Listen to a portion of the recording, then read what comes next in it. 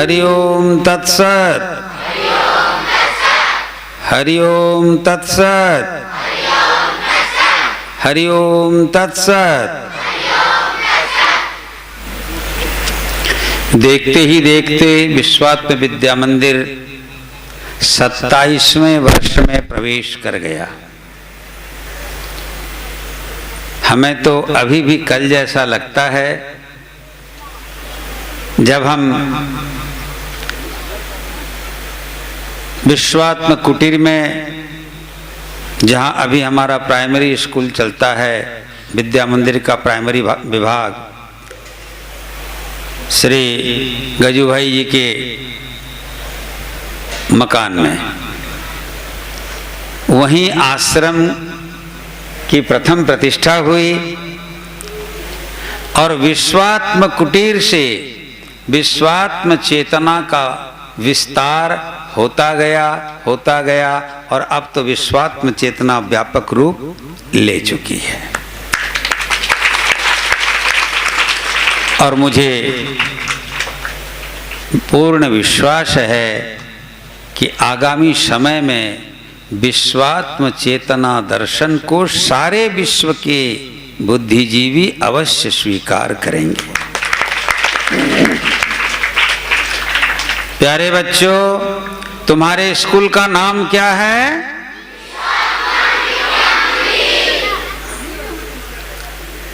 बच्चों को विश्वात्म विद्या मंदिर के नाम का अभी पता है, लेकिन विश्वात्म विद्या मंदिर कहने से जो सार गर्भ अर्थ प्रकट होता है, अभी बच्चों को उतना तो मालूम नहीं है, नाम मालूम है। लेकिन मैं चाहता हूं कि विश्वात्म विद्या मंदिर में पढ़ने वाले विद्यार्थियों के माता पिता, पढ़ाने वाले आचार्या तथा विश्वात्म चेतना परिषद के सदस्यगण इस बात को जाने कि हमने इसको अन्य कोई नाम न देकर विश्वात्म विद्या मंदिर क्यों नाम रखा।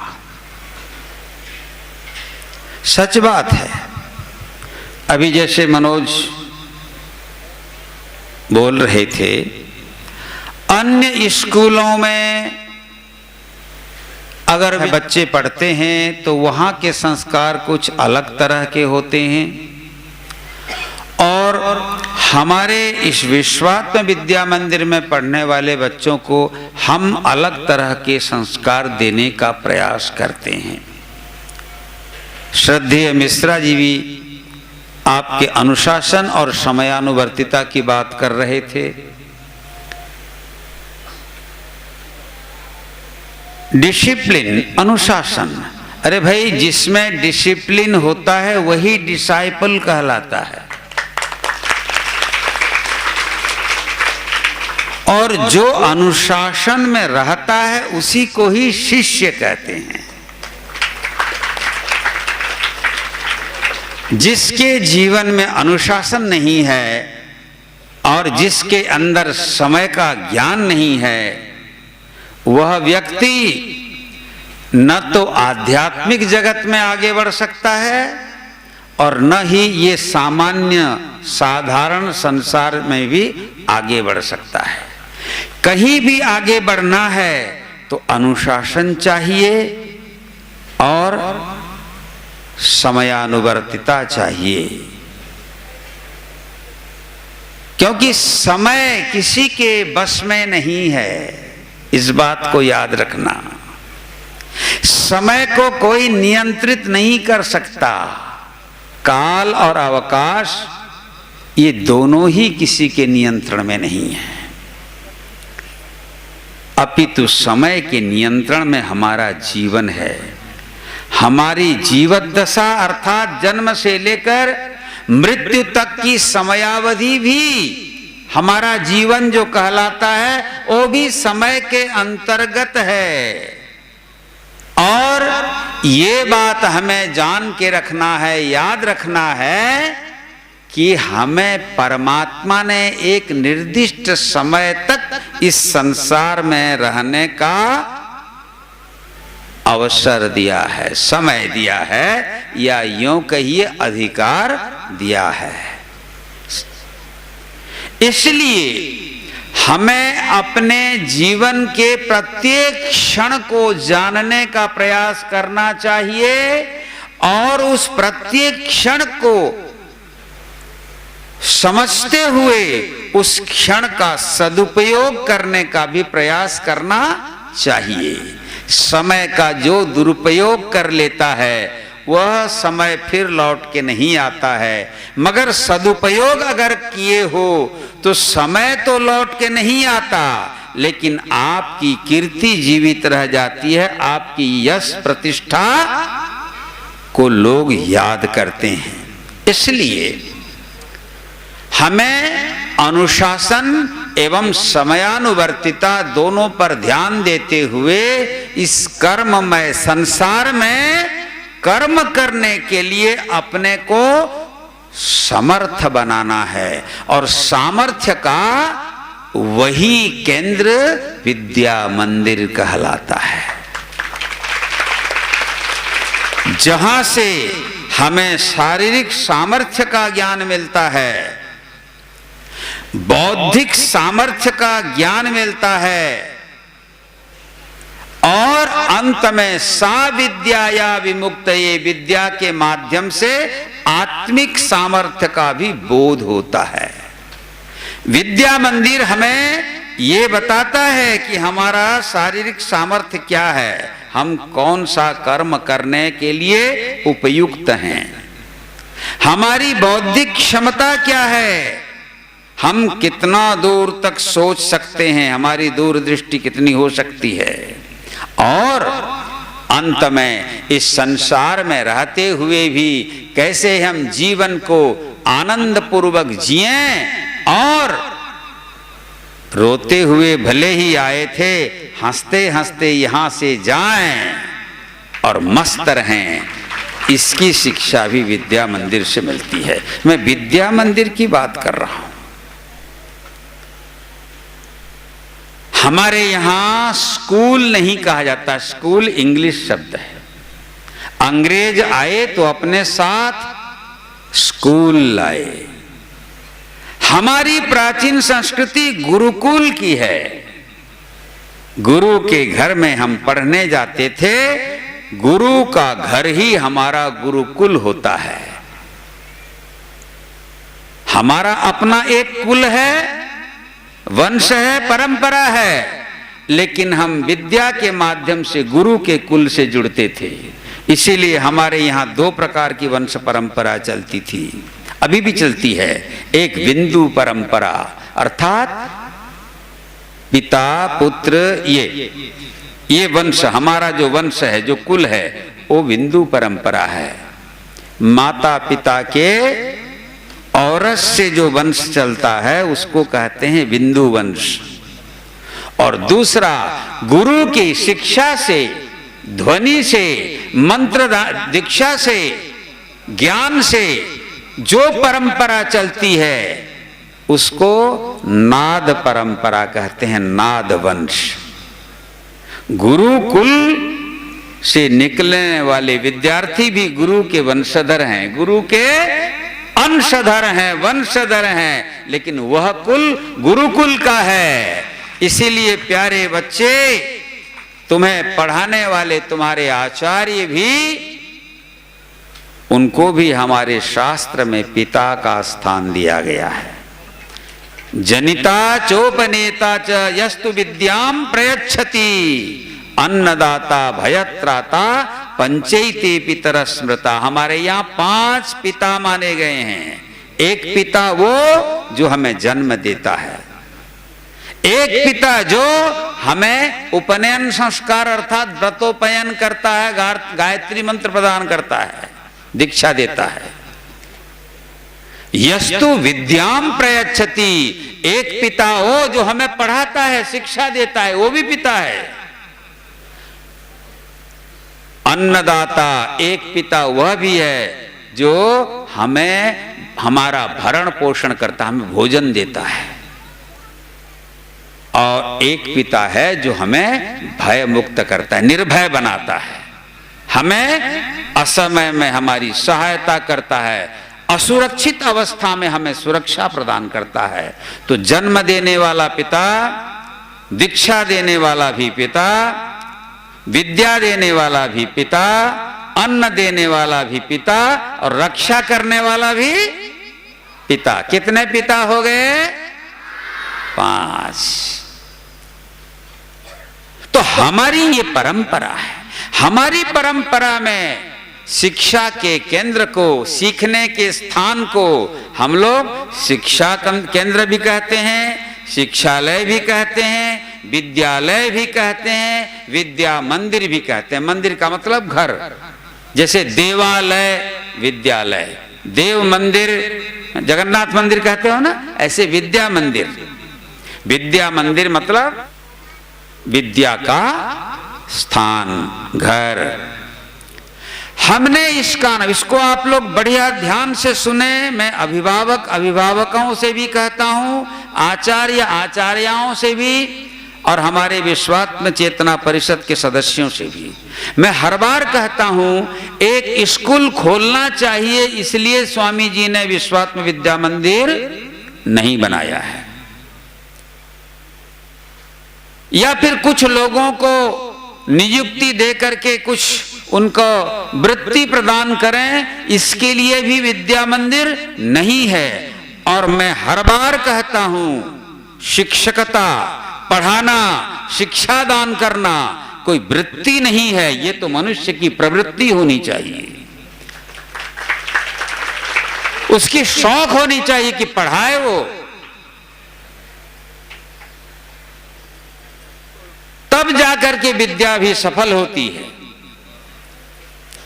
गुरु वशिष्ठ पढ़ाते थे तो गुरु हैं, इसलिए उनकी प्रवृत्ति थी पढ़ाना। वो महीने में कितना ट्यूशन फीस भगवान श्री राम से अथवा सांदीपनी भगवान श्री कृष्ण से कितना ट्यूशन फीस लेते थे, मुझे नहीं मालूम, शायद गजू भाई को मालूम होगा। आपको भी नहीं मालूम? कुछ नहीं, गुरु गुरु होता है। अरे गुरु को क्या, भजन में हम गाते हैं ना, गुरु दाता है, गुरु देता है, गुरु लेता नहीं है। गुरु देता है, जो देता है उसे गुरु कहते हैं, और जो लेता है उसे डैश डैश डैश। कैसे लकोई में बोल दूंगा तो गड़बड़ हो जाएगा, है ना। तो विश्वात्म विद्या मंदिर, इसका नाम रखने के पीछे हमारा उद्देश्य है विश्वात्मा। विश्वात्मा नाम है, भगवान का नाम है विश्वात्मा। हम तो रख सकते थे सत्य प्रज्ञानंद विद्या मंदिर या और किसी के नाम पर, लेकिन हमने वो नहीं रखा। हमने भगवान के नाम पर इसको रखा, विश्वात्म विद्या मंदिर, मतलब विश्वात्मा भगवान के नाम पर यह विद्या मंदिर है, एक अर्थ में। दूसरे में है विश्वात्म विद्या मंदिर। विश्वात्म विद्या का मतलब होता है वह विद्या जो विश्व में आपको आत्मदर्शन कराए। वसुधैव कुटुंबकम की भावना जो जगाए, उसका नाम है विश्वात्म विद्या। उस विश्वात्म विद्या का ये मंदिर है।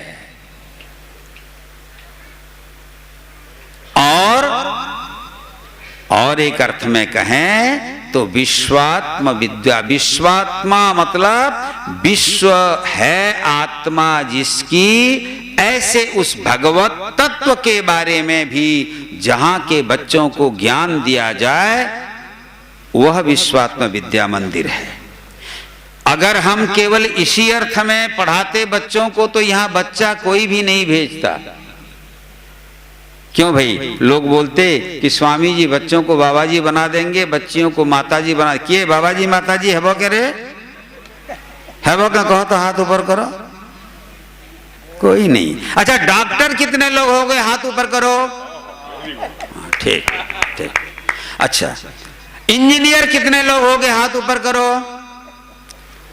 अच्छा ठीक, नीचे करो जल्दी। हाँ, अच्छा, पुलिस कितने लोग बनोगे? बाप रे, ठीक है, हाथ नीचे करो। टीचर कितने लोग बनोगे? अच्छा हाँ ठीक है, नीचे करो। नेता कितने लोग है वो?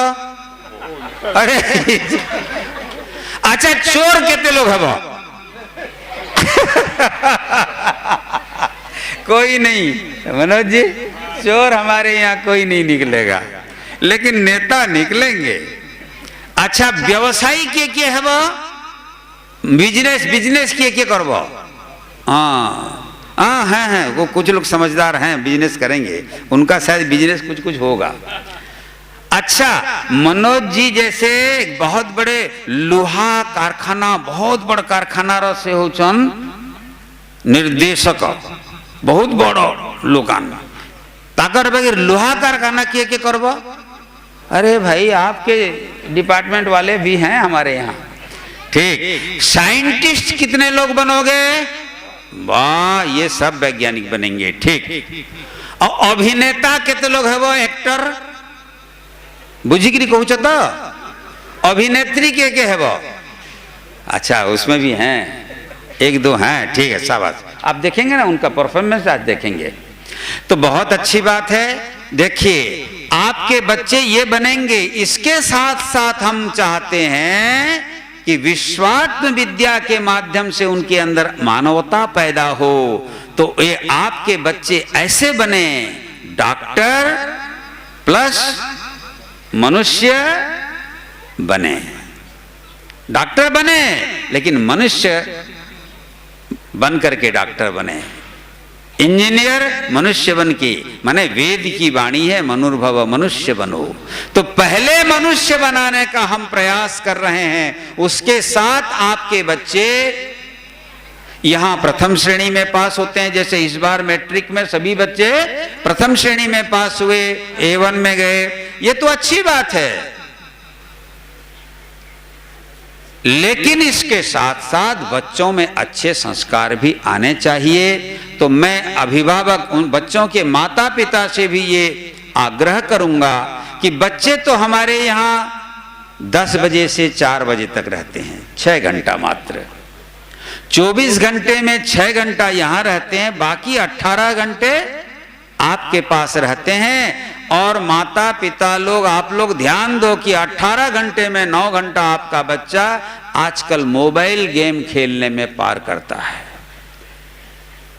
इसलिए वो बच्चे 18 घंटा संस्कार लेकर आते हैं जब यहाँ फिर माने ठीक से जो हम चाहते हैं वो संस्कार नहीं दे पाते।